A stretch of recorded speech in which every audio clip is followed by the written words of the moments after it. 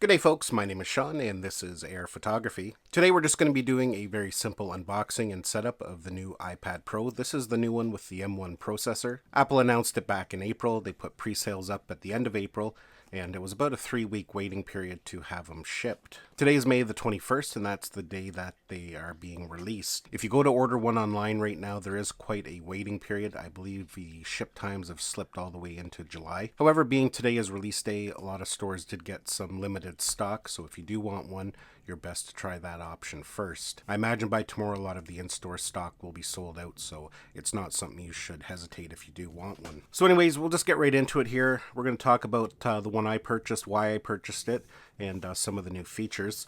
This is the Space Gray. I always get Space Gray. It's my favorite design. Now this year I did decide to go with a 2TB model.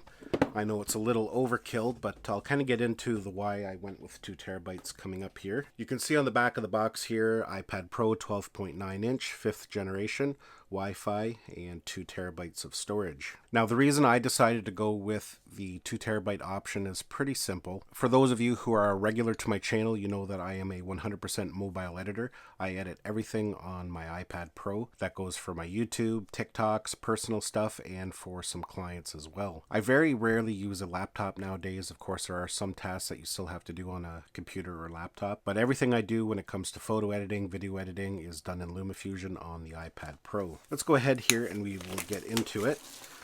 Now going back to the storage for a minute, the last couple years I have been using the 2018 model iPad Pro 12.9 inch, I believe 3rd generation it is, and with it I had 512 gigabytes of storage.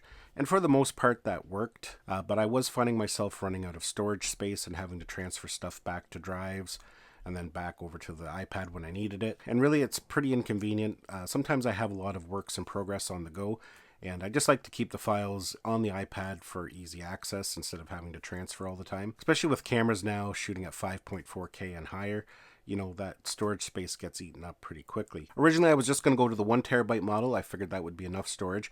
Plus when you go up to the 1TB or 2TB, you get that extra 8 gigabytes of RAM for a total of 16 gigabytes. But I thought I would just make the jump to 2TB and make myself a little bit future proof, and that way, you know, a year down the road or 2 years down the road, I still have lots of file space to work with.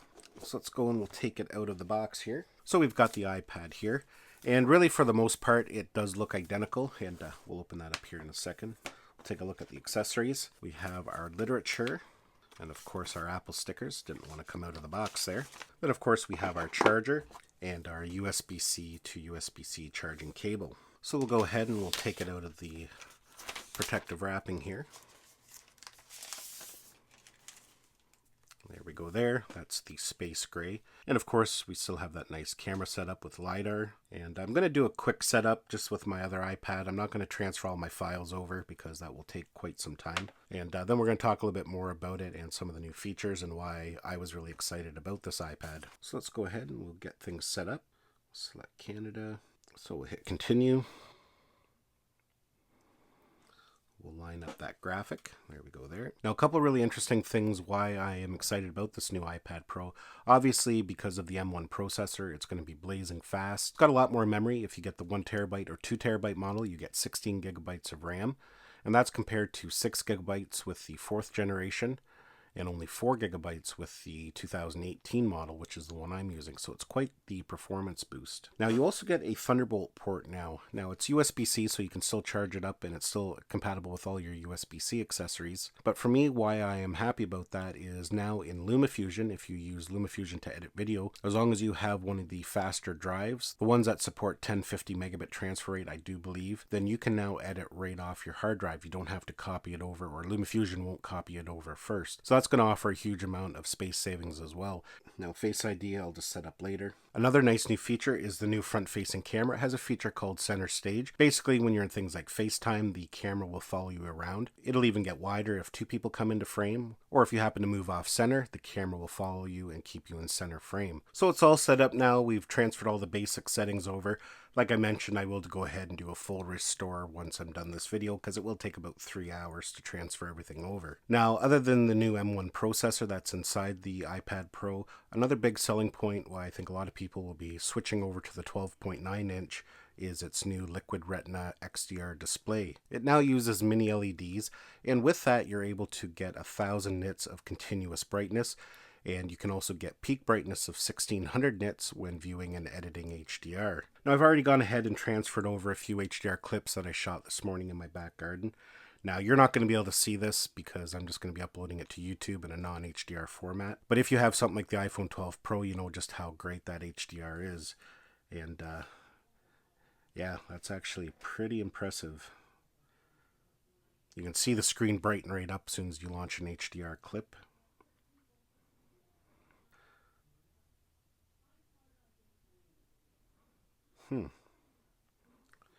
So that's going to be really nice for editing HDR in something like LumaFusion. LumaFusion now supports HDR editing. Now I just want to mention the XDR display is only available for the 12.9-inch iPad Pro. They've left it out of the 11-inch, but if you do want that extreme brightness and you want the XDR display, you will have to go to the 12.9-inch version. So yeah, I'm pretty excited about it. Like I said, this is just an unboxing. I'm going to be making some other different demonstration videos.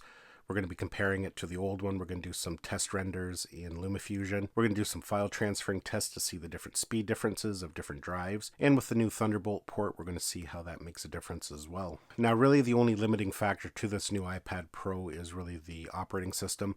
iOS has been getting a lot better when it comes to mobile processing and different things you can do with it, especially when Apple separated the two operating systems, iOS and now iPadOS. I'm really hoping this year at WWDC, Apple introduced some really nice new features for the iPad Pro. I'd like to see better file management. Something even as simple as a progress bar when transferring files over would be wonderful.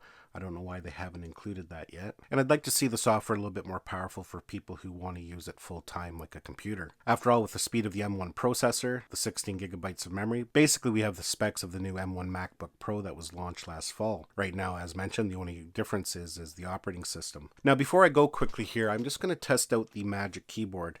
What's interesting about this, if you're not quite aware, is the new iPad Pro 12.9-inch is 0.5 millimeter thicker. You wouldn't think that's very much, but it's enough that Apple made the original Magic Keyboard not compatible. It's listed as not compatible. Now, the hardware and the functionality is fully compatible. It's basically just the fit. Just because of that little bit of extra thickness, Apple has deemed it not compatible. They actually have a new version for the 5th generation iPad Pro. So I just want to see how well it does fit while it's closed, because Apple did say that yes, you can use it, but the way it fits when closed is not optimal. Now, personally, I don't see any issue at all. So to me there, it closed just fine. I don't actually have a problem with that at all. If you do have last year's Magic Keyboard and you are thinking about upgrading to the new iPad Pro, yeah, I personally don't see any issue there at all. But for whatever reason, Apple says it doesn't fit 100%. So keep that in mind. So that's basically it for this video. Like I said, just a quick unboxing. Now, if you are interested in this new iPad, you maybe plan on purchasing one, make sure you stick around, as I will be uploading different videos about it coming up here shortly. Like I said, we're going to test out some different drives. We're going to do some transfer speed, different render speed tests, and we're going to see what it's all about and how it performs. I want to thank you for watching this video. Hopefully you enjoyed it and got some value out of it. Give it a thumbs up if you did. Don't forget to subscribe to my channel so you don't miss any of our upcoming videos, and we'll see you in the next one.